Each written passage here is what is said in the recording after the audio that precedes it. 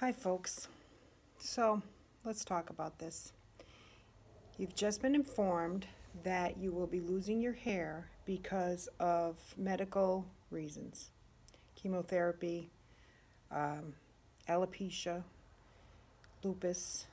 So, if you are looking for answers to how to handle this time in your life, I'm going to give you my recommendations because of the experience that I have with wigs. I've been selling wigs for 35 years. And when I started, I didn't have the internet to access. So there's a lot of, you know, points that I've learned because of trial and error working with women like yourself or men. Men sometimes choose wigs to go through the temporary or permanent hair loss time also. My recommendation is always to not purchase a wig until you've lost your hair. That's scary because you want to know that you have something by your nightstand so that you can put it on if you wake up and have no hair. So basically, I recommend that you go look around for wigs, try some on, try some colors, see how comfortable they are. Quite often, if you have mid-length hair, even short hair sometimes, when that's gone, you will maybe not select something that's a mid-length hairstyle. You may be happy with a short-haired wig. And if you only have the means to purchase one wig that is nice, you want it to be something that you know you'll wear for the time that you have to wear it.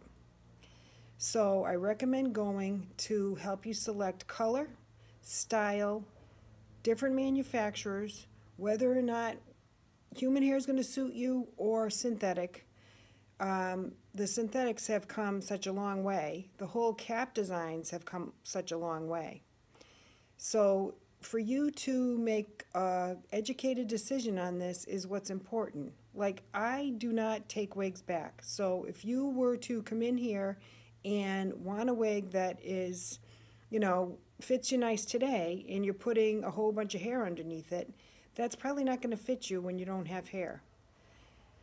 So I say, when it starts falling out, and I mean like you put your hands through it and you have some hair on your fingers, that's the time to come to me, to your professional, and to have your hair shaved. And that consultation time for me, you're starting all over again.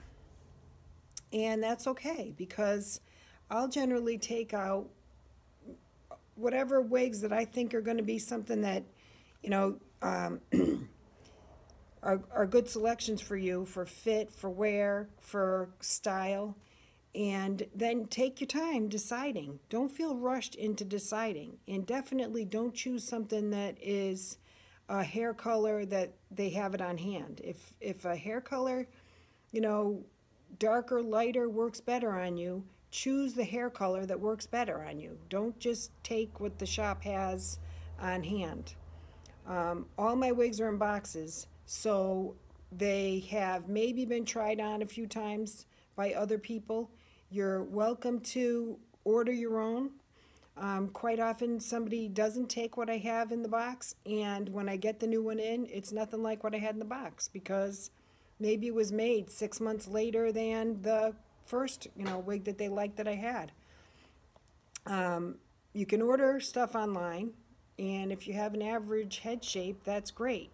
But quite often when you order it online, if you really could wear a petite, you're going to keep the average because you're pressed for time and you want to, make sure you have something.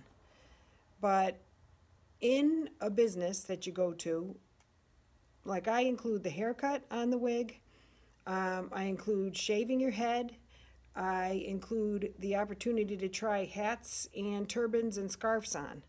So even something as simple as a scarf, when you're going through complete hair loss, certain scarves will look better on you than others. And there's always something that looks better on my client that they would never even dream of trying on when they had hair. So that's another thing to think about.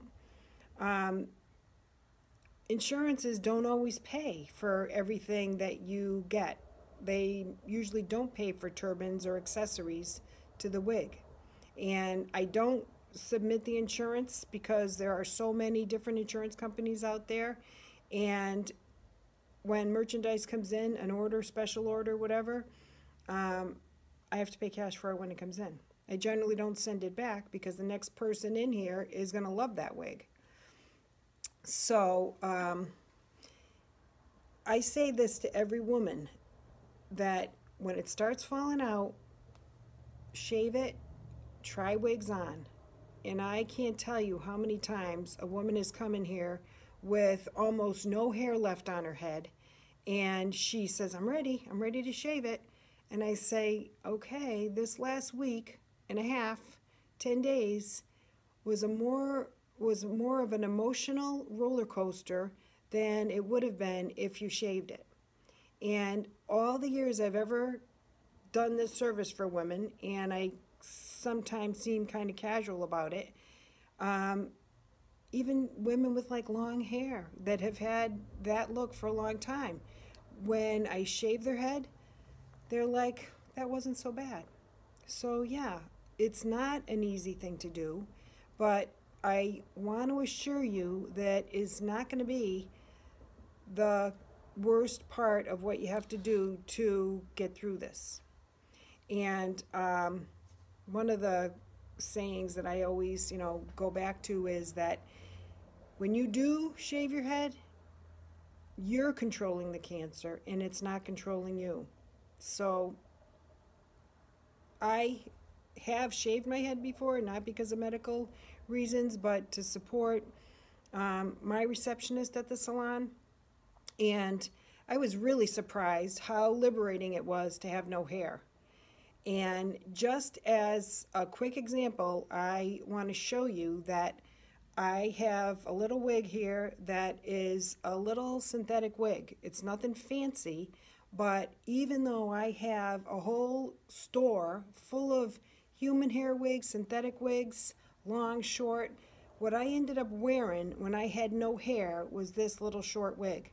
And basically, I'm doing hair every day. I would even mostly, when I was working with my clients, I would mostly just wear a hat and put this little wig on when I had to come work with someone that was going through hair loss. So I want to feature this wig because it's kind of like my color. And it's a winter wig that Raquel Welch makes. They make this little machine-made wig. It's all, machine-made. And they make the same wig in a completely hand-tied wig with a lace front. And even though I sell this wig for $150, I sell the Winter Elite for, I think, $400. I tell people, the one that's the best is the one that you like. I don't say, oh no, you have to have this $450 wig because you have no hair. I have many women that wear this wig, and this is why.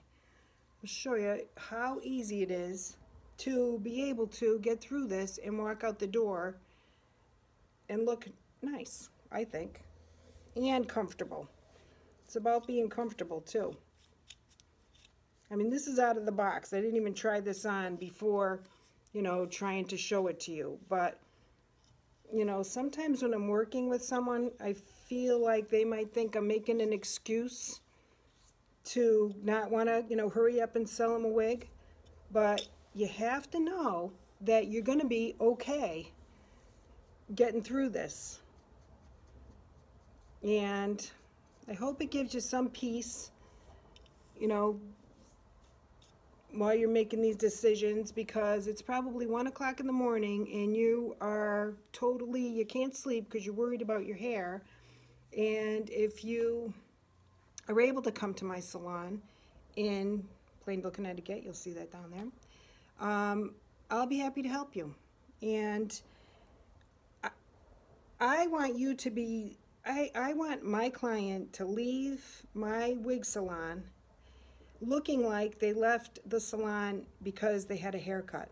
I don't want you to leave here looking like you are wearing a wig.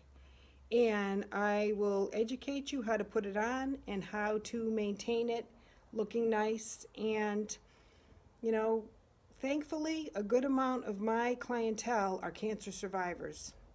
And I'm really proud to be able to say that. And I will follow this video up with some other styles and some other advice on getting through this time in your life, whether it is because of chemotherapy or whether it's because of alopecia or other medical related hair loss issues. So God bless your speedy recovery.